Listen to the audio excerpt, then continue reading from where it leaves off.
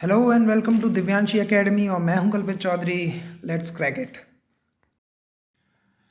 Hello बच्चों, तो क्योंकि आप लोगों को पता है, जैसा कि आप लोगों को पता है कि ये एक रिवीजन क्लास है, तो यहाँ हम रिवीजन करने वाले हैं चैप्टर का जिसका नाम है लाइट, रिफ्लेक्शन एंड रिफ्रैक्शन।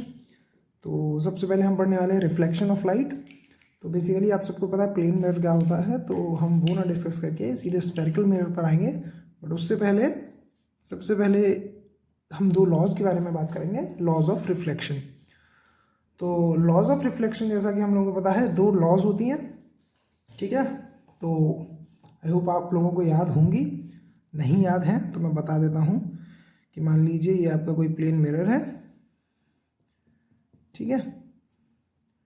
आप लोगों ने डायग्राम देखा होगा बुक्स में, तो बुक में कुछ डायग्राम ऐसे है, ऐसे करके एक मिरर है, ऐसे लाइट आती है ये। बट मैं आपको ऐसे बताना चाहता हूँ ताकि आप जब हम मिरर स्फेरिकल मिरर्स पढ़ें तो वहाँ पर आपको कोई कन्फ्यूजन ना हो, ठीक है। तो ये है आपका नॉर्मल मिरर। तो यहाँ पर इस मिरर के बिल्कुल सेंटर से हम एक परपेंडिकुलर लाइन खींचते हैं जिसे हम कहते हैं नॉर्मल, ठीक है। ये 90 डिग्री पर है तो इसे हम कहते हैं नॉर्मल, ओके। तो फर्स्ट लॉ है कि किसी भी मिरर पर अगर कोई लाइन आती है और रिफ्लेक्ट होकर बाउंस बैक करके चली जाती है, ठीक है।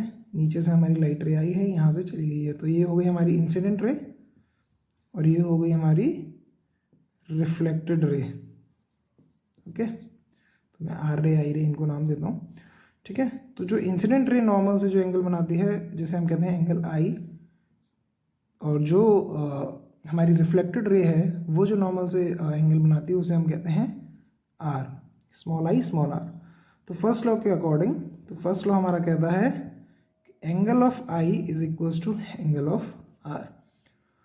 तो ये आप सबको याद है, ठीक है। ये पहला लॉ था, ठीक है। तो ये चीज़ क्लियर है, ओके डन।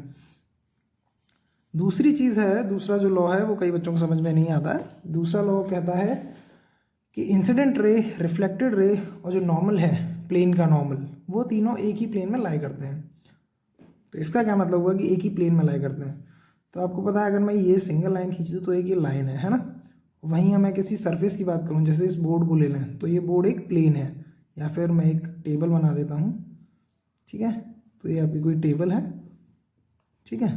तो इस टेबल का ये वाला पार्ट ये एक प्लेन है, ओके।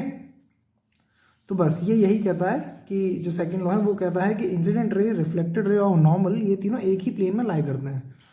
तो इसे समझाने के लिए कोई बड़ी रॉकेट साइंस नहीं है, सिंपली आप देख सकते हो कि मैंने बोर्ड पे ही तीनों को बना दिया है, तो मैं एक ही बोर्ड पर तीनों को शो कर सकता हूँ। तो इसका मतलब क्या हुआ कि इंसिडेंट रे, रिफ्लेक्टेड रे और नॉर्मल तीनों एक ही प्लेन में लाई करते हैं, ठीक है। तो दैट इज क्लियर, ओके। तो आप लोगों को आई होप दोनों लॉज क्लियर होंगे, ठीक है। तो अब हम स्फेरिकल मिरर्स की बात करते हैं। तो स्फेरिकल मिरर हमारे पास दो टाइप के होते हैं, एक होता है कॉनकेव, एक होता है कॉन्वेक्स। देखिए जहाँ पर भी पेट निकला हो, है ना, और उस पेट पर हो बाल, असल में ये आपको पता है ये रफ सरफेस को हम ऐसे दिखाते हैं। तो इसे आप समझ लीजिए कोई भी पेट निकला है और उस पेट पर बाल है ना। तो जब बाल होते हैं तब हमें वैक्स करवाना पड़ता है ना, तो इसीलिए इसको हम कहते हैं कॉनवैक्स। तो अब वैक्स को याद रखना, ओके। दूसरा है हमारा कॉनकेव, ठीक है। कॉनकेव में पीछे, तो अब आप देख सकते हो ये गुफा की तरह दिख रहा है। अगर कोई आदमी यहाँ से जाएगा तो ये एक गुफा की तरह है ना। तो जब ये गुफा की तरह हो गया तो इसका नाम हमने दे दिया कॉनकेव, ठीक है। तो आपको आपके यहाँ पे क्या याद रखना है, आपको याद रखना है केव। यहाँ पर आपको याद रखना है वैक्स, तो पेट पे होती है वैक्स, तो ये पेट बना दिया। जहाँ पर केव बनती है वहाँ पर केव, तो कॉनकेव कॉन्वेक्स, ये दो टाइप के हमारे पास स्फेरिकल मिरर्स होते हैं, ठीक है बच्चों। ओके, तो जब हम स्फेरिकल मिरर्स की बात कर रहे हैं तो इसमें दो तीन टर्म्स आते हैं, जैसे pole, center of curvature, radius, focus. तो वो क्या होते हैं वो डिस्कस कर लेते हैं। तो एग्जांपल के लिए हम एक कॉनकेव मिरर बना लेते हैं, okay. This is cave, right, सबको याद है ना। तो पूरे रिफ्लेक्टिंग सरफेस के बीचों बीच जो पॉइंट होता है वो होता है हमारा पोल। तो दिस इज तो ये पॉइंट हमारा हुआ यहाँ पर पोल, जिसे हम पी से डिनोट करते हैं, ओके। अब इस पोल से एक बिल्कुल पैरेलली हम एक इनविजिबल एक्सिस पार करते हैं, जिस एक्सिस को हम कहते हैं प्रिंसिपल एक्सिस। ओके, तो ये हो गई हमारी प्रिंसिपल एक्सिस। अब देखिए यहाँ पर दो तीन चीज़ें आती हैं, जैसे सेंटर, फोकस, वो कैसे आता है। तो जब हमारा ये हमें मिरर दिख रहा है कर्व है, तो जब हम इस कर्व को कंप्लीट करते हैं, लेट्स कंप्लीट दिस कर्व, ये तो ये हमारा एक स्फीयर फॉर्म हो गया।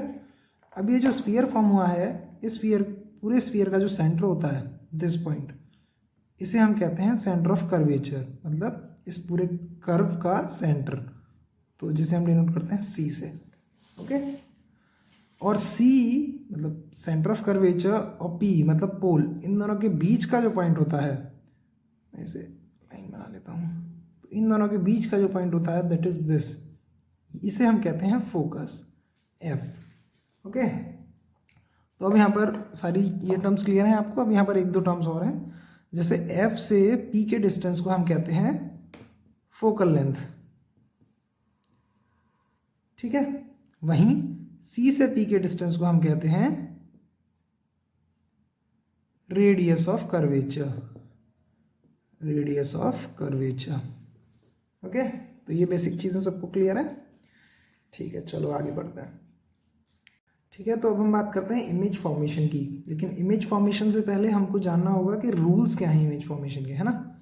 तो एक बार वो रूल्स डिस्कस कर लेते हैं हम, क्योंकि मुझे पता है आप लोग भूल जाओगे, भूल चुके होगे, तो इसलिए वो रूल्स डिस्कस कर लेते हैं। तो हमारे पास टोटल 4 रूल्स है। ओके, तो there are 4 rules for image formation. तो सबसे पहले हम एक मिरर ले लेते हैं बताने के लिए। तो ये एक कॉन्वेक्स मिरर है, सॉरी कॉनकेव से ही समझाता हूँ, वरना आप लोग थोड़ा कंफ्यूज हो जाओगे। ठीक है, कॉनकेव मिरर बना लेते हैं हम। तो ये आपका कॉनकेव मिरर है, ये आपकी प्रिंसिपल एक्सिस, इसे थोड़े डॉट्स कर देते हैं, ये आपका हो गया पोल। ठीक है, इस पूरे को हम कंप्लीट करते हैं, तो इसका जो सेंटर होता है उसे हम कहते हैं सेंटर ऑफ कर्वेचर। मान लेते हैं यहाँ हमारा सी है, तो यहाँ हमारा एफ हुआ। ठीक है, तो इमेज फॉर्मेशन का सबसे पहला रूल है, रूल नंबर 1 इज कोई भी लाइट रे जो पैरेलल आती है प्रिंसिपल एक्सिस की, प्रिंसिपल एक्सिस कौन सी है, ये वाली, ये जो लाइन है, ये पूरी लाइन, यही हमारी प्रिंसिपल एक्सिस है। तो सबसे पहला रूल है कि कोई भी लाइट रे जो प्रिंसिपल एक्सिस के पैरेलल आती है वो फोकस से होकर गुजरती है। ठीक है, उसे बना लेते हैं एक बार। कोई भी लाइट रे आई प्रिंसिपल एक्सिस के पैरेलल, ठीक है, तो आप लोग इसको स्केल से बनाना, मैं बना नहीं सकता तो इसलिए ऐसे दिखा रहा हूँ। कोई भी लाइट रे जो प्रिंसिपल एक्सिस के पैरेलल ही आती है वो फोकस से होकर गुजरती है, लाइक दिस। ठीक है, तो पहला रूल आप लोगों को क्लियर है। दूसरा रूल डिस्कस कर लेते हैं। तो आप लोगों का दूसरा रूल कहता है, जो ये अभी जो हमने रूल बताया बिल्कुल इसका उल्टा है दूसरा रूल। ठीक है, तो अभी क्या हो रहा था कि जो पैरेलली आ रही थी वो फोकस से होकर गुजर रही थी, है ना। अब क्या होगा कि जो फोकस से होकर आएगी वो पैरेलल हो जाएगी, मतलब कोई भी लाइट रे, ये फोकस है हमारा, कोई भी लाइट रे फोकस से होकर आती है और मिरर पर स्ट्राइक करती है, तो वो लाइट रे प्रिंसिपल एक्सिस के पैरेलल होके निकल जाएगी। ठीक है, तो ये हमारा सेकंड था। ठीक है, तो आप लोगों को क्लियर होगा, जो फर्स्ट है उसी का वाइस वर्सा बिल्कुल उसका उल्टा ही सेकंड रूल है। ठीक है, चलो थर्ड रूल के बारे में बात कर लेते हैं। तो थर्ड रूल हमारा बोलता है कि कोई भी लाइट रे जो सेंटर ऑफ कर्वेचर से होके जाती है वो उसी पर होकर वापस आ जाती है। जैसे कोई भी लाइट रे आई, सेंटर ऑफ कर्वेचर से पास हुई, ये उसका जाने का डायरेक्शन है, तो जब वो मिरर से टकराएगी तो वो उसी पाथ पर वापस लौट के आती है। ठीक है, ये हो गया आपका थर्ड रूल। तो चलो आगे बढ़ते हैं, इसी उसमें बात करते हैं फोर्थ रूल की, fourth and the final rule. Okay, तो fourth and the final rule आपका कहता है, हाँ सॉरी एक बार बना लेता हूँ इसको, थोड़ा मिट गया।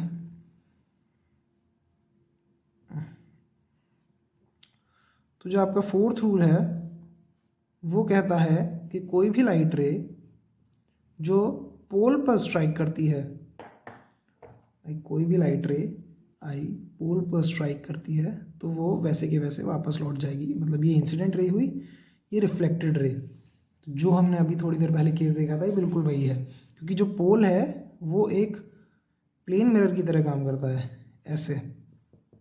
तो जैसे ही कोई लाइट रे आती है ऐसे जाती है तो वो नॉर्मल से जिस आई एंगल पर आई है उसी आर एंगल पर वापस लौट जाती है। ठीक है, तो सेम केस हमारा फोर्थ लॉ के साथ है। तो मान लीजिए एक रे आई जिसने आई एंगल बनाया प्रिंसिपल एक्सिस से, वो आर एंगल बनाएगी प्रिंसिपल एक्सिस से रिफ्लेक्टेड रे, जहाँ पर आई इज इक्वल्स टू आर है। ठीक है, तो ये हमारा फोर्थ लॉ है, मतलब जैसे ही रे आएगी वैसे के वैसे लौट जाएगी, सेम पाथ पर नहीं, सेम एंगल पर। ठीक है, तो आई होप आप लोगों को चारों लॉज क्लियर होंगे। तो इसी के साथ हम ये लेक्चर कंप्लीट करते हैं, बाकी इमेज फॉर्मेशन हम नेक्स्ट पार्ट में कवर करते हैं। ओके, तो थैंक यू।